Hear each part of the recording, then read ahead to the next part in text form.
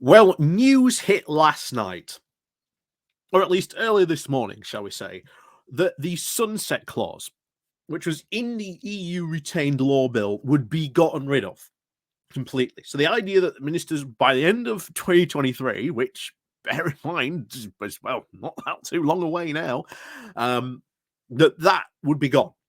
Badenoch has come out and said, that's gone. And why? Well, this bill is awful. We've talked numerous times just how bad this bill is. It's just like really, really bad. Really, really bad. And not only does it still identify, or at least they've still identified the 800 laws. Might not be 2,000, might not be the 4,000 hoped for, but you're still getting rid of 800. No, for the Brexiteers, that's never enough. It's never enough. And there has now been an urgent question raised this morning in Parliament to Kemi Badenoch about this removal. And guess who has shown up in force? The ERG. This group which up until now, I had said maybe we could put to bed and say, that's it. We can sort of maybe get rid of it. Well, maybe, as I had said, we'd spoken too soon, because remember, Kemi Badenoch went before the ERG and said, yeah, we want to sort of reduce these EU laws down from 4,000 to just 800. What other laws do you want to get rid of? Oh, regulations. Well, what type of regulations? And remember, potentially next election, if this goes through, Tories are going to have to explain why getting rid of the Working Time Directive was a good thing. And that is just a massive own goal for Labour, because they can immediately come in and say, we're going to reintroduce this as a form of workers' rights. What a massive own goal. And what an absolute victory this would be if Labour sort of, if that law ends up being got rid of because of this. And not only just this, but like flight compensation. And of course, there's all the legal ramifications as well this brings in. Like I say, this bill is just awfully, horribly written.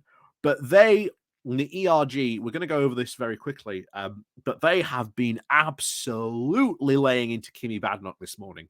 It has been brutal. And they are not happy. So will there be ramifications from this? Absolutely.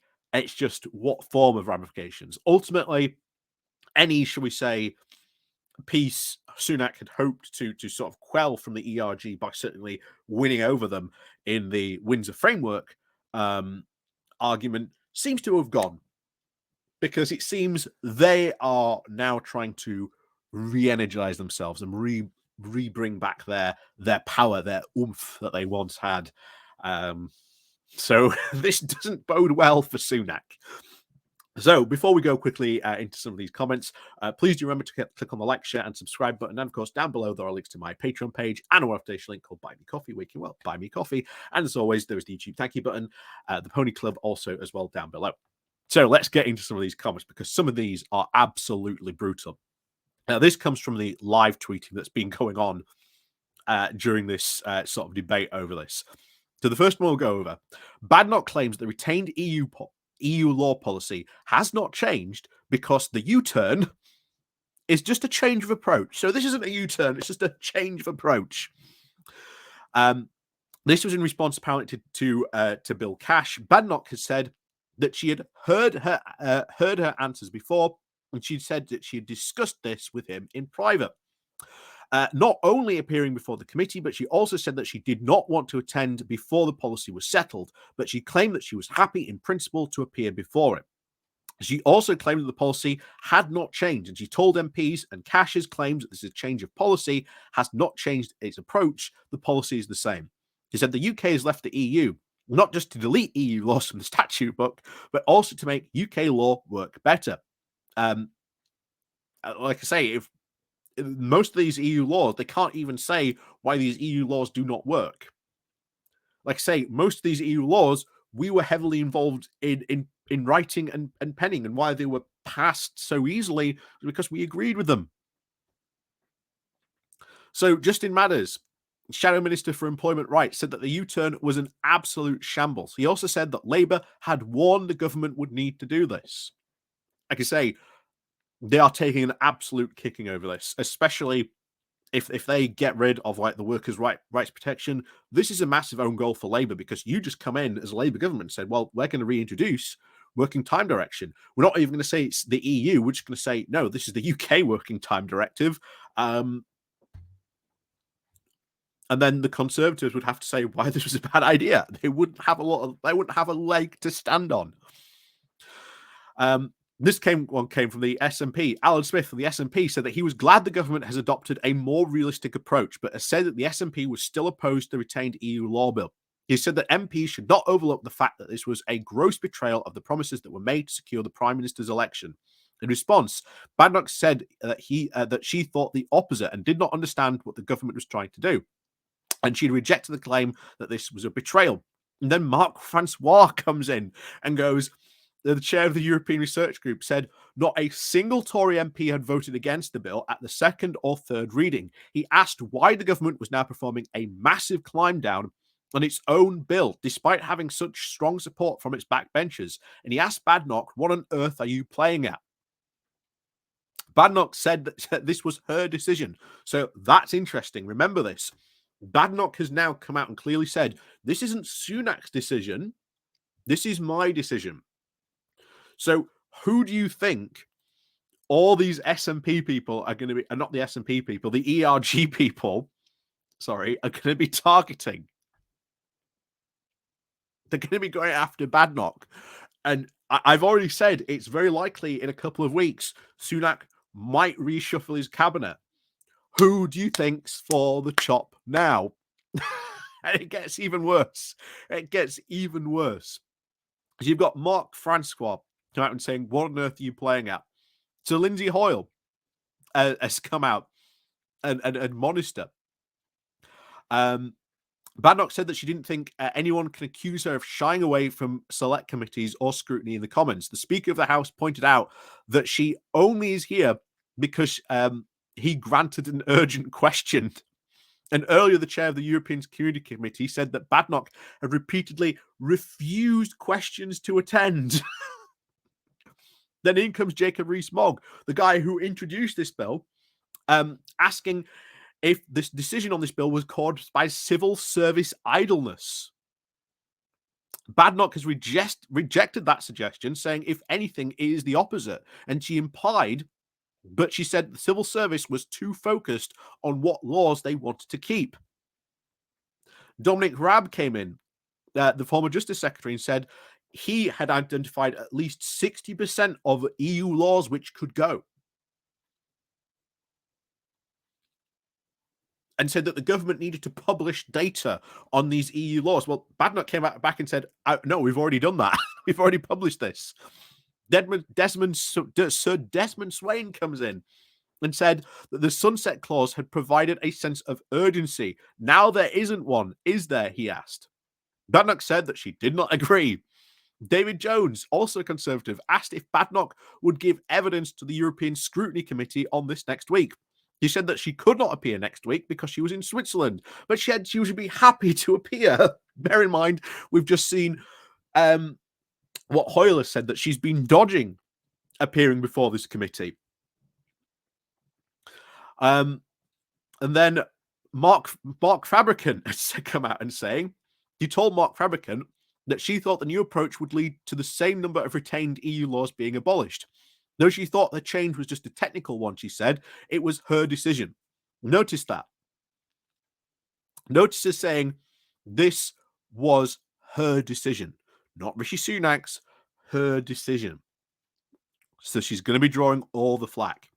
And she said that she did not think that any MP could claim that she was not a Brexiteer. She cited negotiating the UK's entry into the the Pacific Partnership and the trade deal as proof of her Brexit credentials. Martin Vickers also told Badenoch, as a firm Brexiteer, he supported a move and said, is what businesses wanted. That is true.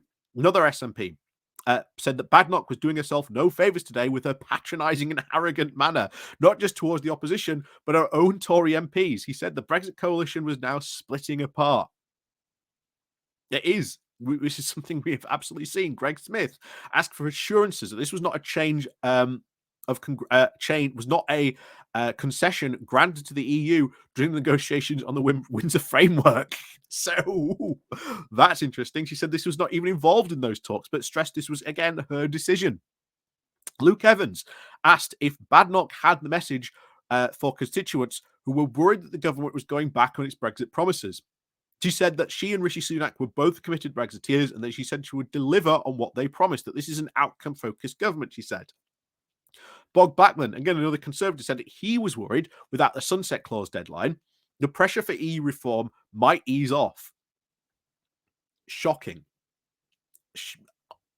Again, you do not want this Sunset Clause because it was pushing for a reason. It was there to designed to get rid of as many EU laws as possible. And I don't know if we've had a further update on this. No. No, there's nothing new come in since then. But yeah, she's taken an absolute hammering just within the last hour of this urgent question that was asked. And it's all clearly ERG members that have it out for her. And I'll tell you now, the ERG have proved in the past they can take out people like Kemi Badenoch and show their disapproval. And as I've said, is very likely, potentially with these very, very poor local election results, that Sunak will have a sort of cabinet reshuffle to show, oh, I'm bringing in some new talent. I'm refreshing things. Well, Badenoch might be for the chop if that happens. But yeah, very, very interesting. Could this have larger repercussions down the line? I think so. Could this end up passing the House of Lords now in its current position? Now that they're going to get rid of the Sunset Clause, still not a very big hope because there's still a lot of stuff the Lords are not happy with. So we'll see what happens here. We will see what happens here. That is for sure. But this is not. She has not had a very good day. She has not had a very good day. She's taken an absolute hammering, and she said very specifically, "This is my decision, not Rishi Sunak's. My decision." Who do you think they're going to go after? It might have suddenly become open season for the ERG to go after Kemi Badenoch because there are already a large number of Conservatives who aren't happy with her being in that position. So,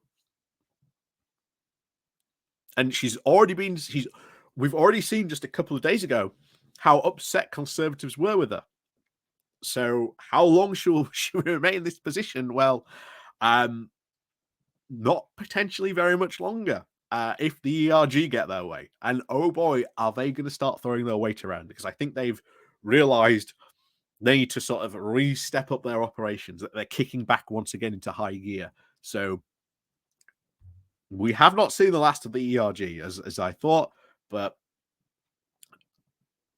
back they come with a vengeance. And public enemy number one at the moment for them isn't Rishi Sunak, it's Kemi Badenoch. So, as always, thank you very much for watching. And of course, please do remember to click on the like, share, and subscribe button. And of course, down below, there are links to my Patreon page, the one donation link called Buy Me Coffee, where you can buy me coffee. And of course, as always, we'll see you all next time.